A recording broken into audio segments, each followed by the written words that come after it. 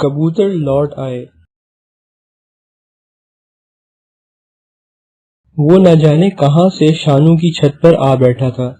شانو امرود توڑنے چھت پر گیا تو نظر آیا، سردی سے کانپ رہا تھا۔ امرود بھول کر شانو نے لپک کر اسے اٹھایا، وہ زخمی تھا۔ شانو بھاگا بھاگا ممی کے پاس آیا۔ ممی نے نیم گرم پانی سے اس کے زخم دھوئے، دوا لگائی اور کپڑے کی موٹی تہ بنا کر اس پر اسے لٹا دیا۔ ممی، آخر کس نے اس بیچارے کبوتر کو زخمی کیا ہوگا؟ کتنا پیارا ہے یہ۔ بیٹے، اکثر شرارتی بچے کبوتروں کو پکڑنے کے لیے ان پر نشانہ لگاتے ہیں، پتھر مارتے ہیں۔ کبھی پرندے خود ہی کنٹیلی جھاڑیوں میں گرنے سے زخمی ہو جاتے ہیں۔ ممی نے شانو کو سمجھایا، مگر ممی، اس کی گردن کیوں ٹیڑھی ہے؟ کسی نے اس کی گردن مروڑنے کی کوشش کی ہے شاید۔ شانو کو کبوتر پر بہت رحم آ رہا تھا۔ نہیں، ضروری نہیں کہ کسی نے گردن مروڑی ہو، کبھی کبھی ہوا کے تیز جھونکوں سے بھی ان کی گردن ٹیڑھی ہو جاتی ہے۔ وہ اپنا توازن کھو بیٹھتے ہیں اور نیچے گر کر زخمی ہو جاتے ہیں۔ اس کے ساتھ بھی کچھ ایسا ہی ہوا ہوگا۔ مگر وہ اپنے مکان کی چھت پر کیسے آیا؟ شانو کا اگلا سوال تیار تھا۔ سیدھی سی بات ہے، ممی نے اسی برجستگی سے جواب دیا۔ گردن پر ہوا کی مار لگنے سے وہ کنٹیلی جھاڑیوں پر گرا، وہاں سے کسی طرح اڑان بھری اور بے دم ہو کر اپنے مکان کی چھت پر آ گرا۔ 2-3 دنوں تک شانو کبوتر کے ساتھ لگا رہا، اس کے زخم مندمل ہونے لگے تھے۔ وہ مکان کے کمروں میں ٹہلنے لگا تھا۔ شانو اسے آنگن میں لے جا کر اس کے ساتھ کھیلنا چاہتا تھا۔ ممی نے اجازت نہیں دی۔ کیوں ممی، کیوں؟ میں اس کے ساتھ اس کے پیچھے دوڑوں گا، کھیلوں گا۔ اس کے پنکھوں میں ابھی طاقت پرواز نہیں آئی ہے بیٹے۔ بلی حملہ کرے گی تو بھاگ کر خود کو نہیں بچا پائے گا۔ شانو مان گیا، بولا، ممی، میں نے اس کا نام سبھاش رکھ دیا ہے۔ اچھا نام ہے نا؟ اچھا کیا، اچھا نام ہے۔ کبوتر کبوتر پکارنا مجھے اچھا نہیں لگ رہا تھا۔ ممی نے شانو کی حمایت کی۔ شانو اور سبھاش کی دوستی بڑھتی گئی۔ سبھاش اپنی ٹیڑھی گردن کے ساتھ بڑی ادا سے کمرے میں ٹہلتا تو شانو لاڈ میں آ کر پکارتا، ٹیڑھی گردن والے، ہم سے ہاتھ ملا لے، اور سبھاش دوڑ کر اس کے پاس آ جاتا۔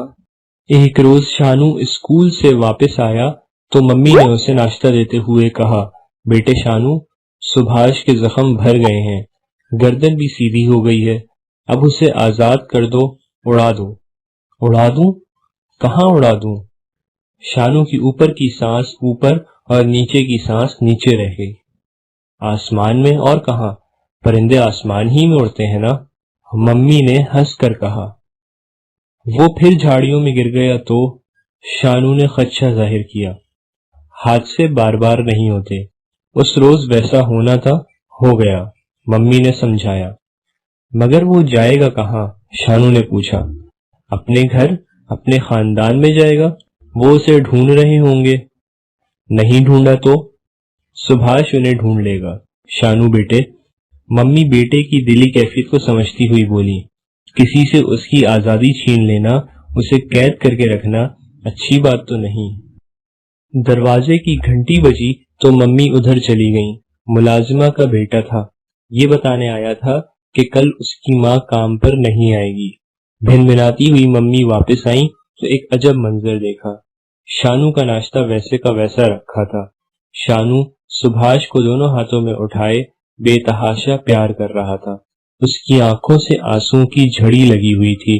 ممی کو دیکھتے ہی اس نے بے اختیار کہا، ممی، میں سبھاش کو اپنے سے دور نہیں کروں گا، وہ میرے پاس ہی رہے گا۔ ممی جذباتی ہو گئیں۔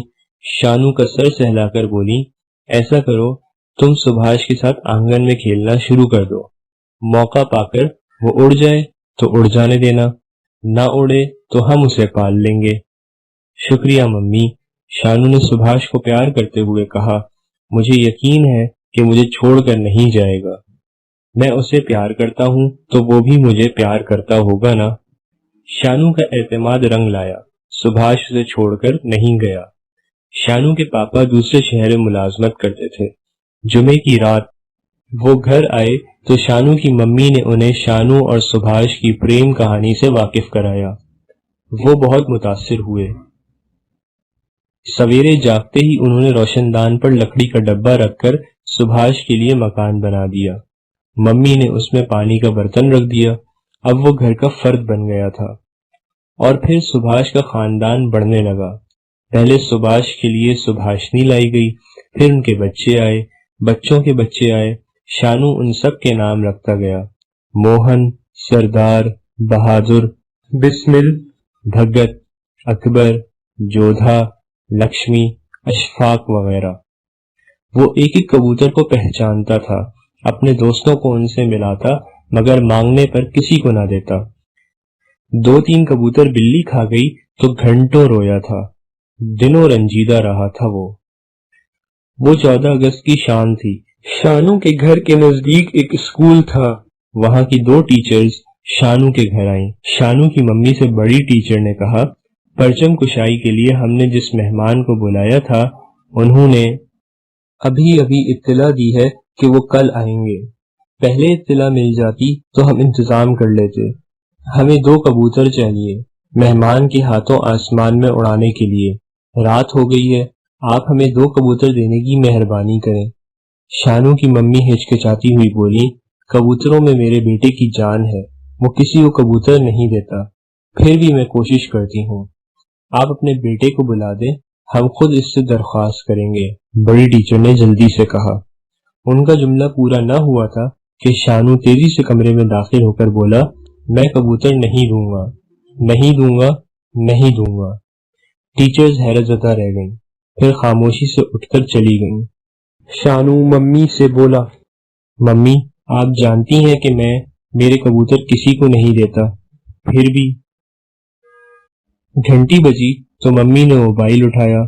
ہاں میں بول رہی ہوں شانو کی ممی، آپ کیسے ہیں؟ ادھر سب خیریت ہے۔ ابھی انڈیا کانوینٹ کی 2 ٹیچرز آئی تھیں، کل یوم آزادی ہے، خصوصی مہمان کے ہاتھوں امن کے پیغامبروں کو ان کے ہاتھوں آسمان میں اڑوانا چاہتی تھیں۔ شانو نے کبوتر نہیں دیے۔ نہیں، میں نے کچھ نہیں کہا۔ شانو اب بچہ تو نہیں ہے۔ ملک کو آزاد کرانے کے لیے لاکھوں کروڑوں ہندوستانیوں نے اپنی جانوں کی قربانی دی، کوئی اپنے 2 کبوتر نہیں دے سکتا تو ایسے نہ سمجھو کیا کہا جائے۔ ممی نے موبائل آف کیا اور شانو کی طرف دیکھے بغیر کچن کی طرف چلی گئیں۔ شانو سکتہ زدہ کھڑا تھا، دیر تک بت بنا کھڑا رہا، پھر کچن کے دروازے تک جا کر بولا، سوری ممی، مجھ سے نہ ہوگا، آپ خود کبوتر لے جا کر ٹیچرز کو دے دیں۔ کون سے کبوتر دوں؟ ممی نے ایک بے ساختہ مسکراہٹ کو روکتے ہوئے کہا۔ شانو نے آہستہ سے کہا، کوئی سا ایک نکال لیں، اس کا جوڑا اپنے آپ باہر آ جائے گا۔ شانو 2 دنوں تک بہت اداس رہا۔ ممی نے اسے سمجھایا مگر اس کا دکھ کم نہ ہوتا تھا۔ تیسرے دن اسکول سے آ کر جھولے میں بیٹھ کر کبوتروں کو دیکھ رہا تھا کہ وہ دونوں آ کر اس کے سر اور کندھے پر بیٹھ گئے۔ شانو نے دونوں ہاتھوں میں لے کر انہیں غور سے دیکھا، پھر خوشی سے چیخ اٹھا، ممی ممی جلدی آئیے، جودھا اکبر لوٹ آئے ہیں۔ شانو کبوتروں کو پیار کر رہا تھا اور ممی موبائل پر کہہ رہی تھیں، شانو کے پاپا، میں شانو کی ممی بول رہی ہوں، جودھا اکبر لوٹ آئے ہیں، ہمارا شانو خوش ہے، بہت خوش۔ معنی و اشارات: شرارتی، شوخی، چلبلا پن۔ نشانہ: ٹھہرنے کی جگہ، ٹھکانہ، مقام۔ کنٹیلی، کانٹوں والی، خاردار۔ جستگی، اچھل کود، چھلانگ۔ دلی کیفیت، اندرونی حالت، باطنی صورتحال۔ پرچم کشائی، پرچم کھینچنا۔ سکتہ زدہ، دم بخود رہنے کی کیفیت، بغیر حرکت کے کھڑا رہنا۔ بے ساختہ، بناوٹی، بے تکلفی۔ کوے کا گھونسلہ۔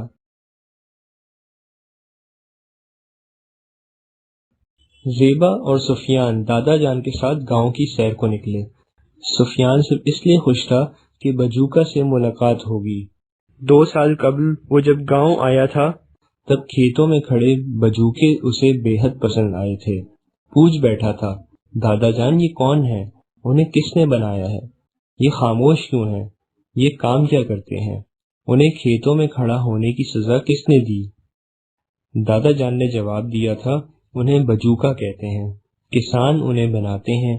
یہ خاموش اس لیے ہیں کہ مٹی کی ہانڈی، لکڑی اور گھاس کے بنے پتلے ہیں۔ ان کا کام ہے فصلوں کی حفاظت۔ بھلا جب ان میں جان نہیں ہے تو یہ فصلوں کی حفاظت کیسے کرتے ہیں؟ زیبا اپنے خیال میں بڑی دور کی کوڑی لائی تھی۔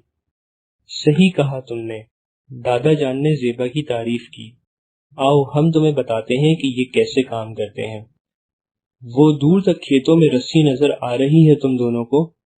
اس رسی کے درمیان میں اور اس کے آخری سروں پر ٹین کے ڈبے بندھے ہوئے ہیں۔ پرندے جب اس رسی پر آ کر بیٹھتے ہیں تو ڈبے بج اٹھتے ہیں۔ وہ گھبرا کر ادھر ادھر دیکھتے ہیں تو انسانی شکل کے بجوکے انہیں نظر آتے ہیں۔ وہ ڈر کر اڑ جاتے ہیں۔ ہر بجوکا اسی طرح کام کرتا ہے، پرندوں کو ڈرا کر اڑاتا اور فصلوں کی حفاظت کرتا ہے۔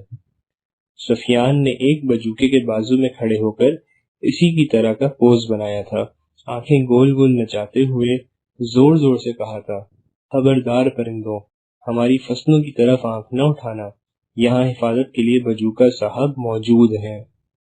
دادا جان نے مسکرا کر کہا تھا، پرندوں سے یہ بھی کہہ دو بیٹا کہ جتنا کھانا ہو اتنا کھائیں مگر فصل برباد نہ کریں۔